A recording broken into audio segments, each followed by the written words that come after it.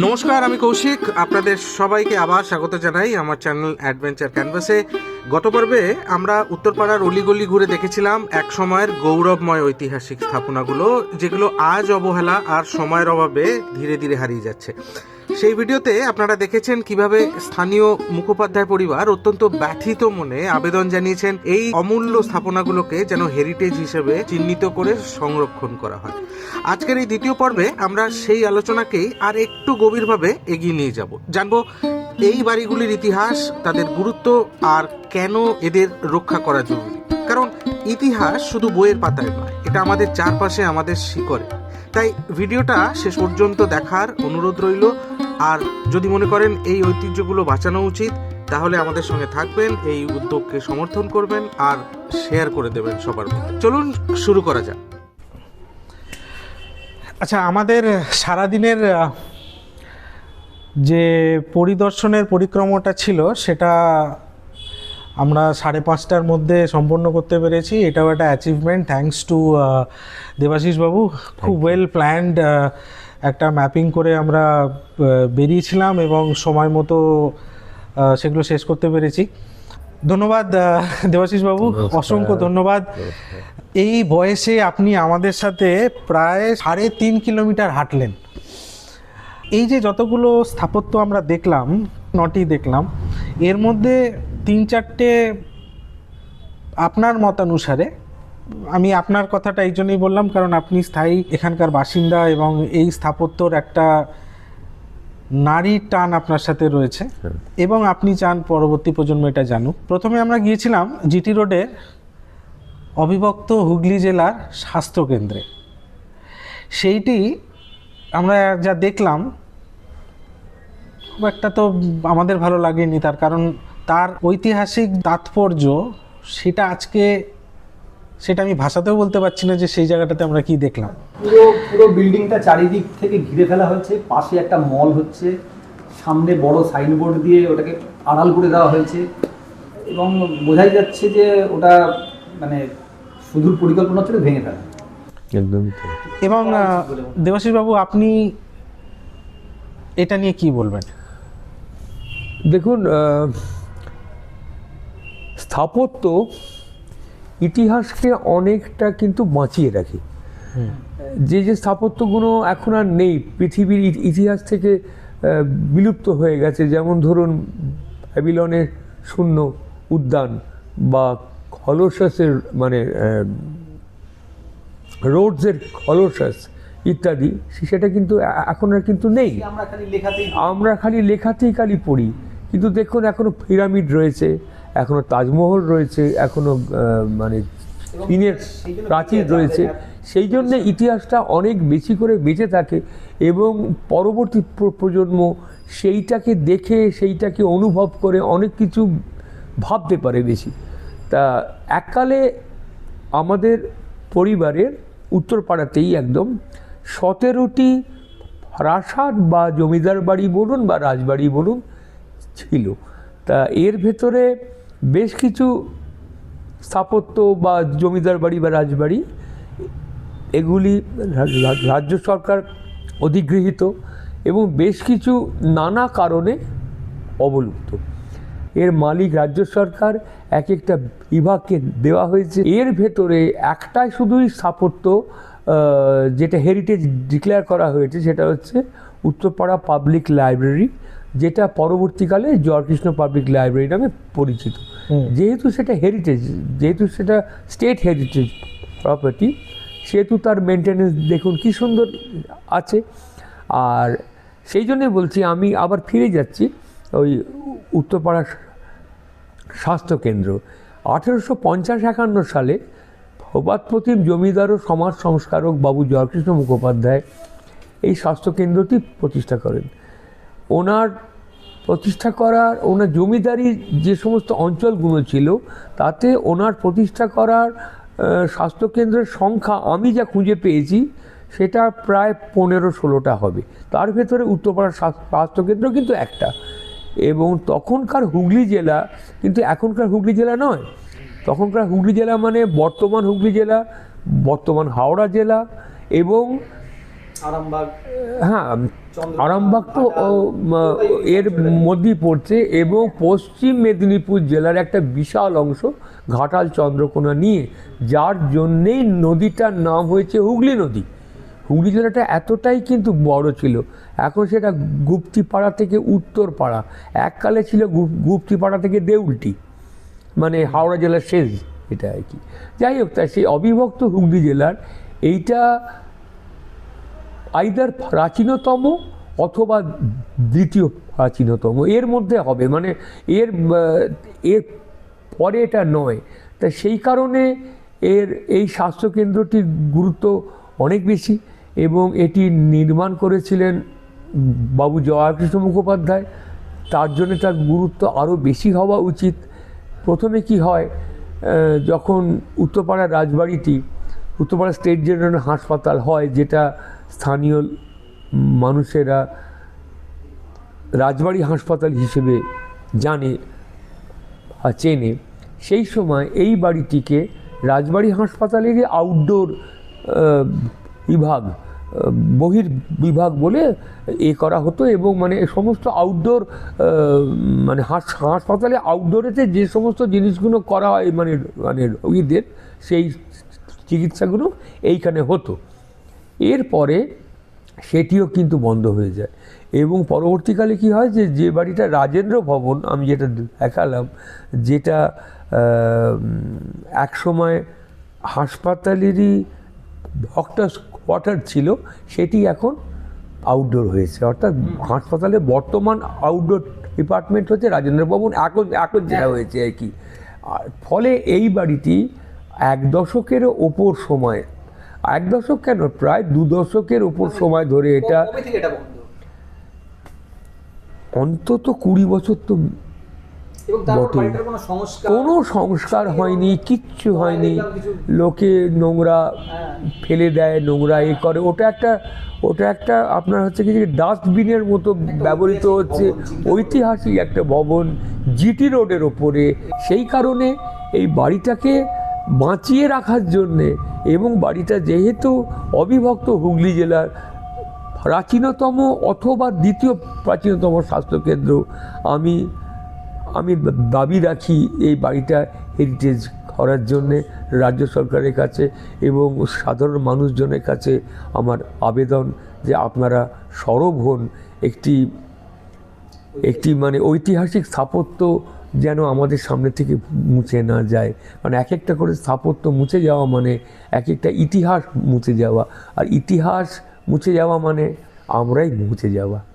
আমাদের যদি কোনো ইতিহাস না থাকে তাহলে সেখানে আমাদের থাকার জানবে কি করে, মানেটা কি আর কি। এরপরে আমরা জয়কৃষ্ণ লাইব্রেরি দেখেছিলাম, এবং সেটি তো অলরেডি হেরিটেজ তকমা পেয়েছে, এবং এখনো পর্যন্ত ওয়েল মেনটেন্ড, খেলাধুলা হয় এখানে। এবং আপনি পিছন দিকে আমাদের দেখালেন মাইকেল মধুসূদন দত্ত, আরো বহু লোক যারা আসতেন, তারা যে ওখানে থাকতেন। এবং যে মাঠটা আছে, সেই মাঠটাতে 1909 সালে শ্রী অরবিন্দ তার বিখ্যাত স্পিচ দিয়েছিলেন, অভিভাষণ আর কি, যাকে the famous Uttarpara speech of Shri Aurobindo বলা হয় আর কি। এরপরে আমরা চলে গেলাম উত্তরপাড়া ওয়াটার ওয়ার্কস, যেটা রাজা যোধকুমার মুখোপাধ্যায়। একদমই তাই। জয়কৃষ্ণ মুখোপাধ্যায় যিনি মেজ ভাই ছিলেন, তার নাম ছিল রাজকৃষ্ণ মুখোপাধ্যায়। রাজকৃষ্ণ মুখোপাধ্যায়ের মানে যিনি বড় ছেলে, তার নাম হচ্ছে হরিহর মুখোপাধ্যায়। হরিহর মুখোপাধ্যায়ের একমাত্র পুত্র ছিলেন রাজা যোধকুমার মুখোপাধ্যায়। যোধকুমার মুখোপাধ্যায়ের অনেক সমাজ কল্যাণমূলক, সমাজ উন্নয়নমূলক কর্মকাণ্ড কিন্তু ছিল। তার ভেতরে একটা হচ্ছে উত্তরপাড়া ওয়াটার ওয়ার্কস। এটি 1915 কিংবা 1916 সালে নাগাদ ওই রকম সময় এটা স্থাপন করা হয়, এবং এটি হচ্ছে কোনো ভারতীয় দ্বারা স্থাপিত বা প্রতিষ্ঠিত অবিভক্ত বাংলার প্রাচীনতম জলকল। মানে কোনো ভারতীয় বাংলাতে, অবিভক্ত বাংলাতে এর আগে আর কোনো জলকল তৈরি করেনি, সে সরকারি বলুন বা ইন্ডিভিজুয়ালি বলুন না কেন। এখন এই জলকলটার অবস্থাও আমি আপনাকে দেখিয়েছি। এখন এই জলকলে ধরুন আজকে আছে, ঠিক আছে, আজকে রং করা অবস্থা ঠিক আছে, থাকবে যে কালকে তার কোনো নিশ্চয়তা কিন্তু নেই, একদমই নেই। সেই জন্যে এই বাড়িটা অন্তত, যে বাড়িটাতে জলকলটা ছিল ইনিশিয়ালি প্রথম দিকে, সে একদম মানে সামনে যে বাড়িতে, ওই বাড়িটা হেরিটেজ করা ঘাটের একদম ঠিক একদম। এখানে কিন্তু বাঙালির ইতিহাস, বাঙালি কীর্তিমান ইতিহাস কিন্তু অঙ্গাঙ্গিভাবে জড়িত। এই যে বাড়িটা মানে স্বাস্থ্যকেন্দ্র, যেমন হুগলি জেলার মধ্যে প্রাচীনতম বা দ্বিতীয় প্রাচীনতম স্বাস্থ্যকেন্দ্র মানে কোনো ভারতীয় দ্বারা প্রতিষ্ঠিত, এই জলকলটি হচ্ছে অবিভক্ত বাংলার। কাজে কাছে এখানে বাঙালির সেন্টিমেন্ট একটা বিরাট থাকা উচিত, আমার যেটা মনে হয়েছে আর কি। তাই সেই কারণে এইটাকে হেরিটেজ, স্টেট হেরিটেজ ডিক্লেয়ার করা উচিত। ঠিক তার পাশেই দেখবেন যে উত্তরপাড়া বাবুঘাট, যেটা বর্তমানে বাবু জগমোহন মুখোপাধ্যায় ঘাট বলে মানে নামাঙ্কিত করা হয়েছে। এই বাবুঘাটটি জয়কৃষ্ণ মুখোপাধ্যায় 1853 সালে তৈরি করেছিলেন। তখন তার বাবা জগমোহন মুখোপাধ্যায় মানে মারা গেছেন আর কি। আর তৈরি করে দিয়েই উনি সাধারণের জন্য এই ঘাটটিকে ব্যবহার করতে দেন। আমাদের পারিবারিক ঘাট তো অবশ্যই, এবং এটা জনসাধারণেরও ঘাট। এবং আমাদের বাড়িতে যে ধরুন দুর্গা পুজো হলো, কি সরস্বতী পুজো হলো, কি জগদ্ধাত্রী পুজো হলো, আমাদের বিসর্জন কিন্তু এই ঘাটেতেই হয়, আজও হয়। আচ্ছা, আজও হয় আমাদের এটা। আচ্ছা, তারপরে আমরা গেলাম শ্রীবিলাস। এইটা আমার কাছে একটা খুব সুন্দর একটা ল্যান্ডস্কেপ লাগলো, যে বাড়িটা হয়তো স্থানীয় অনেকেই চান, সেটা হচ্ছে ওটা জয়কৃষ্ণ লাইব্রেরির সাথে যদি অ্যানেক্স করা যায়। ডেফিনেটলি। এখন শ্রীবিলাসটি একটি 3 মহলা বাড়ি। কাশীশ্বর মুখোপাধ্যায়, যিনি রাজকৃষ্ণ মুখোপাধ্যায় ছোট ছেলে, তাঁর তৈরি করা। পরবর্তীকালে কাশীশ্বর বাবু বাড়িটিকে বিক্রি করে দেন রাজা প্যারীমোহনকে। রাজা প্যারীমোহন তার নাতি কুমার পঞ্চানন মুখোপাধ্যায়কে বাড়িটা দিয়ে দেন। এই 3 মহলা যে প্রাসাদটা, যেটা আপনি দেখলেন, 8 বিঘে না 9 বিঘে জমির ওপরেতেই ওই বাড়িটা আছে আর কি।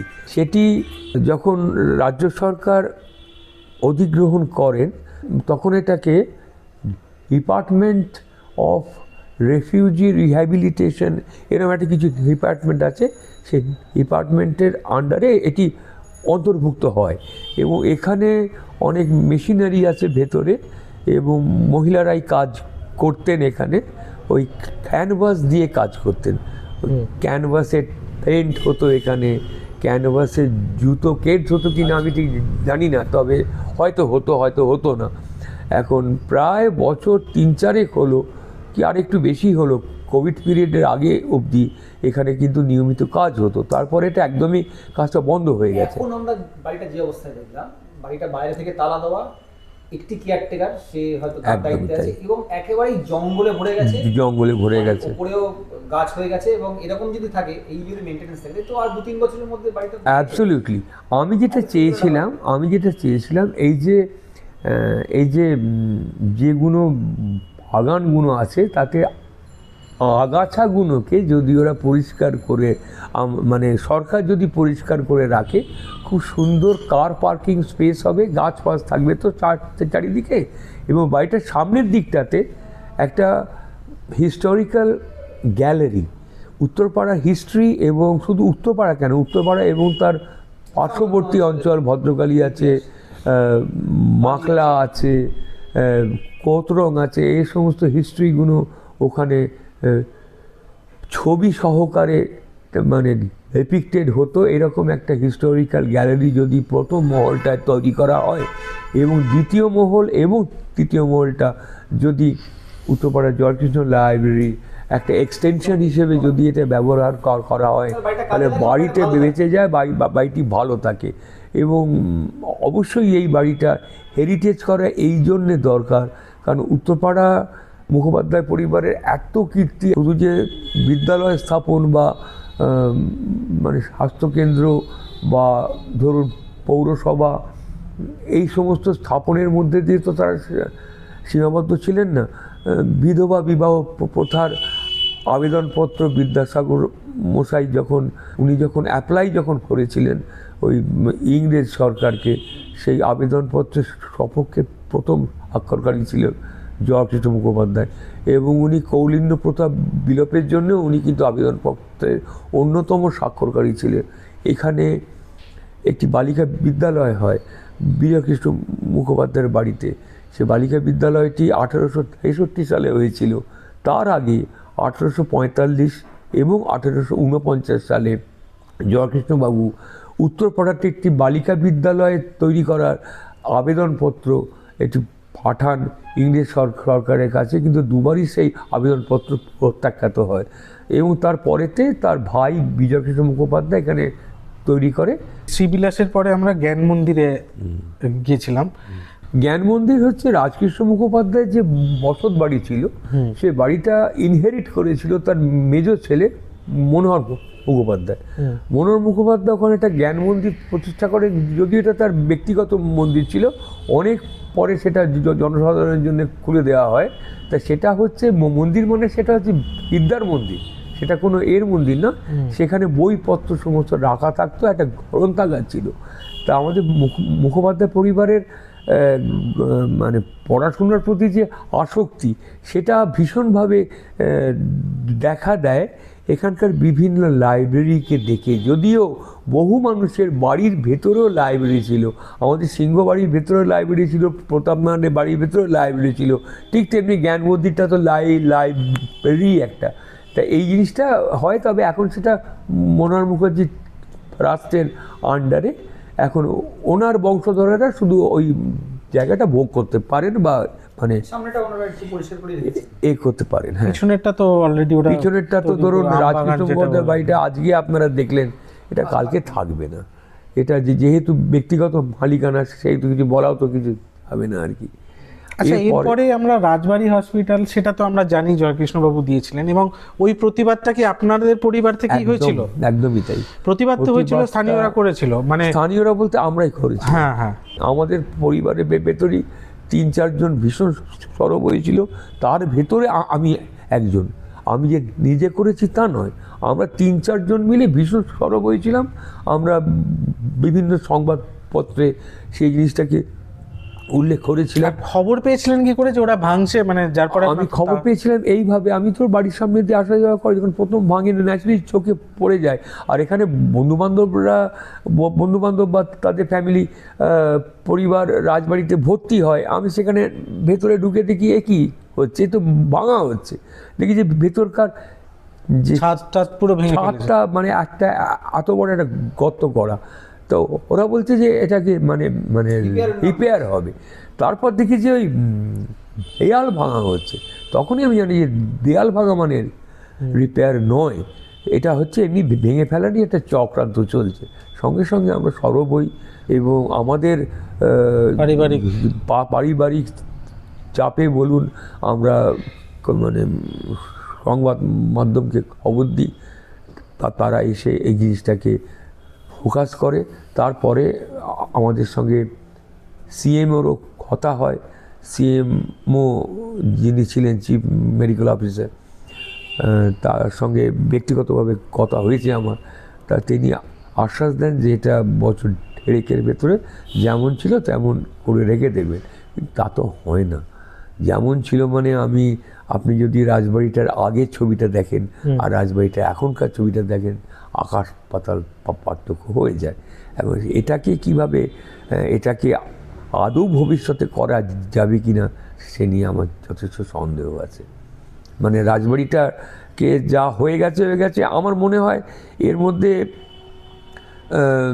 নতুন করে সংরক্ষণ করার দরকার না হলেও একটি মানে একটা তো কি বলবো, ঘর পোড়া গরু তো সিঁদুরে মেঘ দেখলে তো ভয় পাবেই। সেই কারণের জন্যে ধরুন ভবিষ্যতে যাতে এটা না হয়, যাতে আর কোনো এর ওপর কোনো আঘাত না আসে, সেই জন্যে রাজবাড়িটার উল্লেখ করা ভীষণ দরকার। এর আউটডোরটাই রাজেন্দ্র ভবন, যেটা আপনি বলেন। এখনকার আউটডোরটা হয়েছে রাজেন্দ্র ভবন। এই বাড়িটি 1919 সালে রাজা প্যারীমোহন তৈরি করেছিলেন তার পরলোকগত পুত্র কুমার রাজেন্দ্রনাথের নামে। এবং এটা বলতে পারেন যে যদিও এটা রাস্তার উল্টো দিকে, তবুও বলতে পারেন যে এটা রাজবাড়ির একটা অংশ। কারণ ওখানে জমি ছিল না, উল্টো দিকে উনি বাড়ি করে দিয়েছিলেন তার নাতির জন্য। এবং সেই বাড়িটাও খুবই একসময় খুব বিখ্যাত বাড়ি ছিল, কারণ সেই বাড়ির ছেলে তারকনাথ মুখোপাধ্যায় অবিভক্ত বাংলার মানে রেভিনিউ মিনিস্টার কিন্তু ছিলেন।